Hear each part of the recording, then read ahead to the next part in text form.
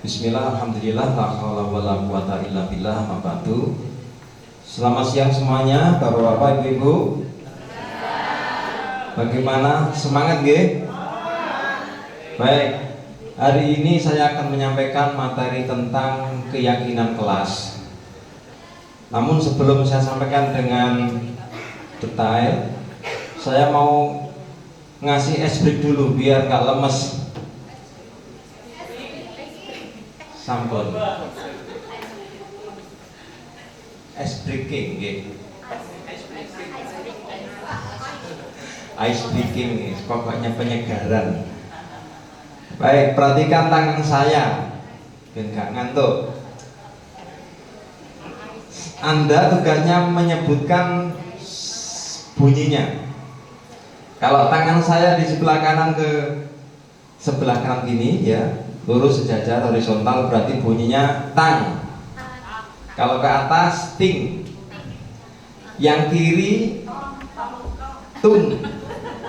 Kalau ke kanan der. Oke, siap? Tes dulu. Tang, ting, tung, der. Oke.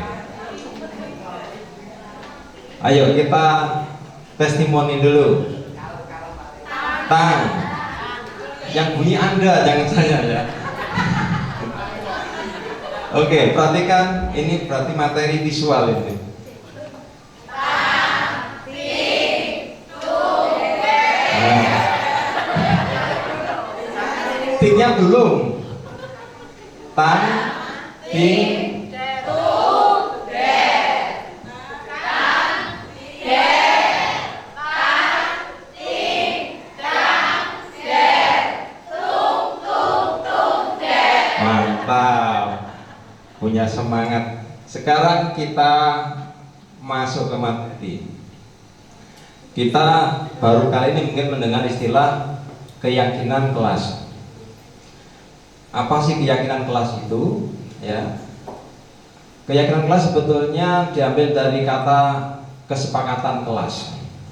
Jadi di kelas itu siswa membuat kesepakatan bersama mengangkat nilai-nilai kebajikan universal atau nilai kebaikan bersama ya dari unsur manapun, entah itu negara, entah itu agama, ras, pokoknya apik kita angkat bareng-bareng untuk dihidupkan di kelas.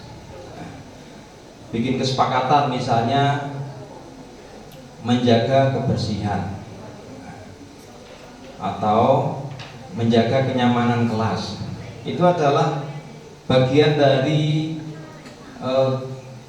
kesepakatan kelas. Karena di kelas tidak mungkin kita sepakat kelasnya kotor, ya, kelasnya nggak aman.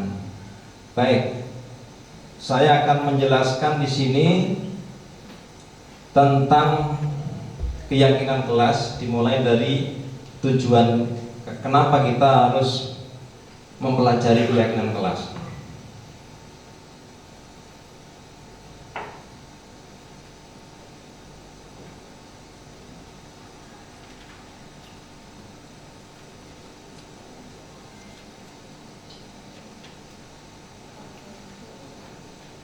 Ya, yang pertama adalah tujuannya supaya guru itu mudah dalam memecahkan konflik atau masalah di dalam sebuah kelas atau sekolah. Ya. Di kelas itu pasti ada masalah yang muncul.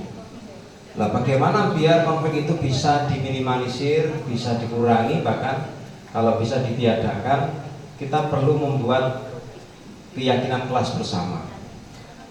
Yang kedua, tujuan kita mempelajari ini adalah supaya kita mudah dalam menjelaskan proses pembentukan dari peraturan-peraturan beralih menjadi keyakinan kelas. Jadi artinya gini, kalau di kurikulum K13 biasanya yang diterapkan di kelas itu adalah peraturan, tata tertib. Nah, di kurikulum Merdeka Belajar ini yang diterapkan adalah keyakinan kelas. Istilah baru tapi dengan cara yang lebih baik.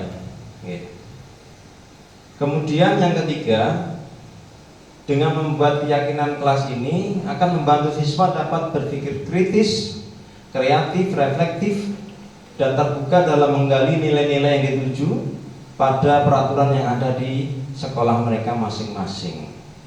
Jadi tujuannya belajar kita untuk membuat keyakinan kelas ada 3 ini. Nah, mengapa keyakinan kelas?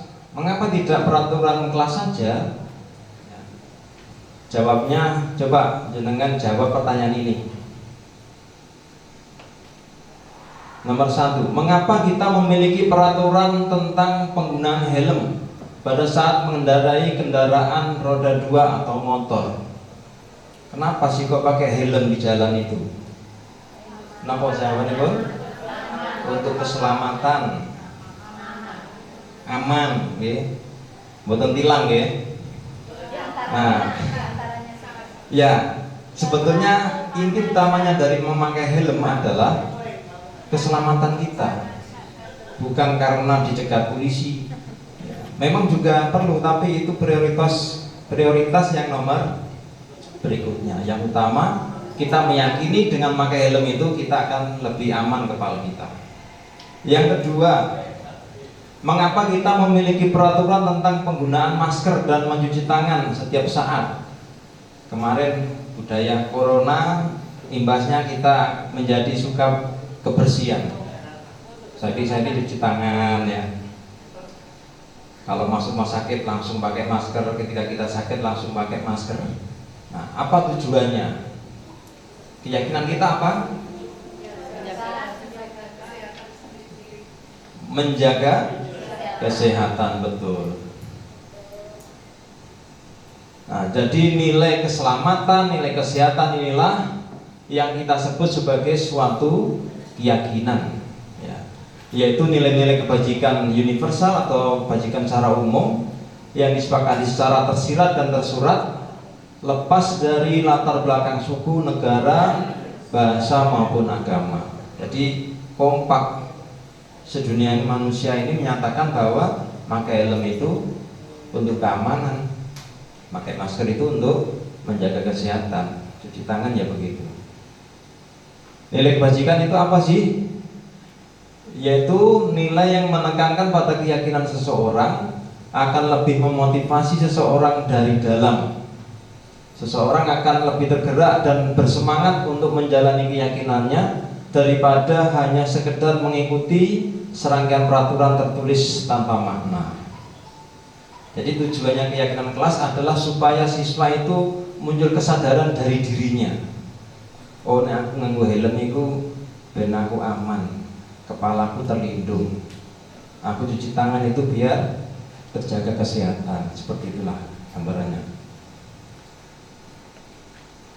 Untuk tahun ajaran baru ini, kita sebagai Bapak Ibu guru, wali kelas utamanya perlu mensosialisasikan masalah keyakinan kelas ini ya, agar nanti di kelas anak-anak membuat keyakinan kelas, membuat kesepakatan kebaikan bersama. Kira-kira apa ya yang diterapkan di kelas itu biar terjadi kelas yang kondusif. Tahapannya bagaimana? Pertama, anak-anak diberitahukan tentang nilai-nilai kebaikan yang ingin dijadikan perhatian utama di kelas kita ya, dengan curah pendapat dalam kelompok. Jadi kita bikin diskusi atau langsung di kelas dibahas bersama. Kira-kira enaknya kelas ini dihidupkan apanya? Sepakat kebersihan? Sepakat. Boleh enggak dompet hilang? Nah, nanti akhirnya akan muncul kesadaran. Oh, ternyata penting kita harus menciptakan suasana kelas yang aman, nyaman, bersih dan sebagainya. Kemudian tahap yang kedua yaitu menyempurnakan beberapa daftar nilai-nilai kebaikan yang utama ya, dan kemudian dibahas kembali dalam kelas, dalam kelompok tadi, dalam diskusi tadi. Kira-kira kita sebutkan nilai kebaikan apa saja ya. Coba jenengan kan tahu nilai-nilai kebaikan itu apa saja ya. Saya minta contoh 3 orang saja, monggo. Butuhin apa? Rapi. Bagus, monggo. Ciastuti. Enggak berpenampilan menarik. Berpenampilan menarik. Bagus, ini kalau anak jurusan OTKP nggih. Monggo Bumi. Religius.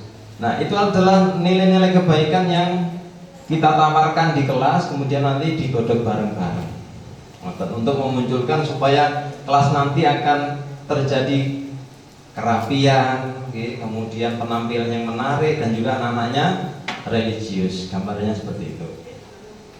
Kemudian bisa juga dengan membuat poster, ya, bikin tulisan kecil-kecil ditempel di kelas. Jadi di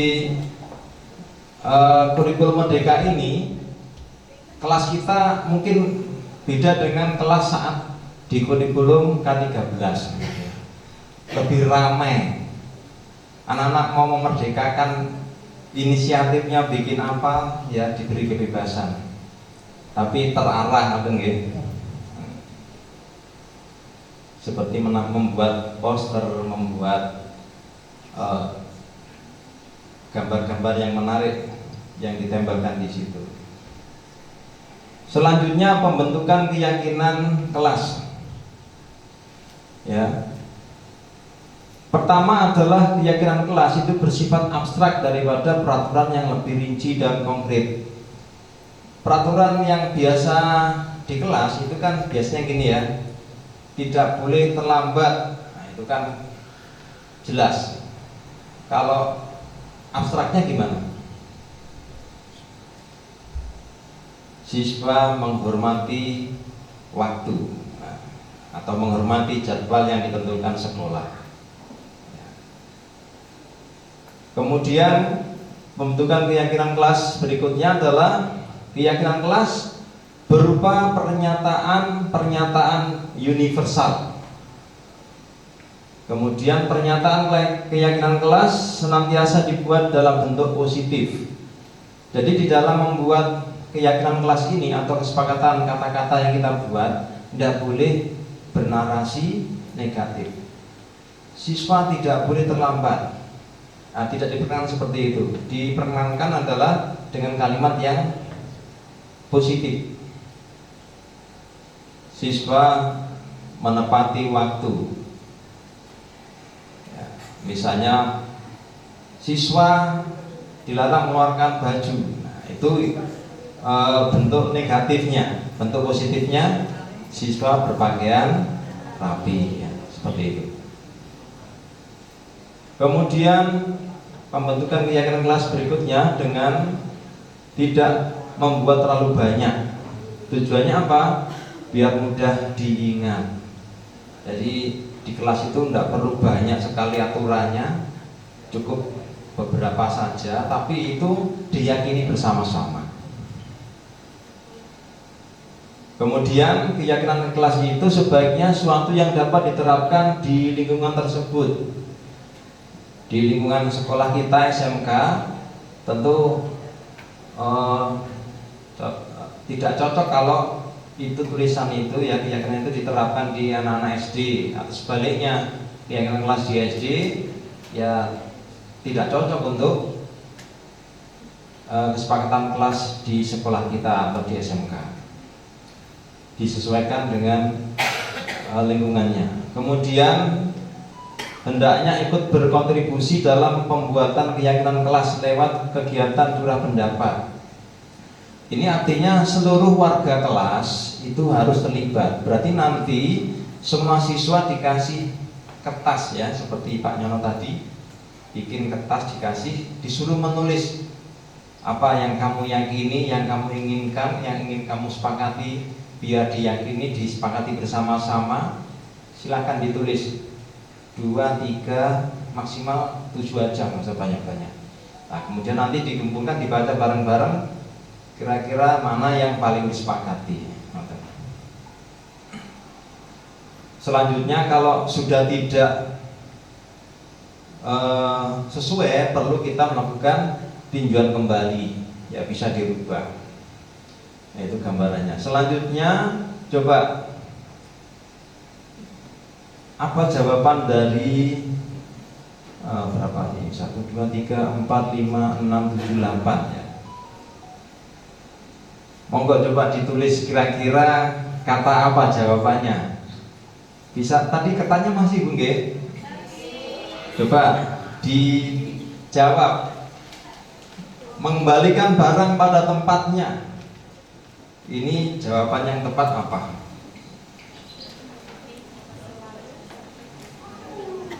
Itu wujud dari nilai kebaikan apa kira-kira?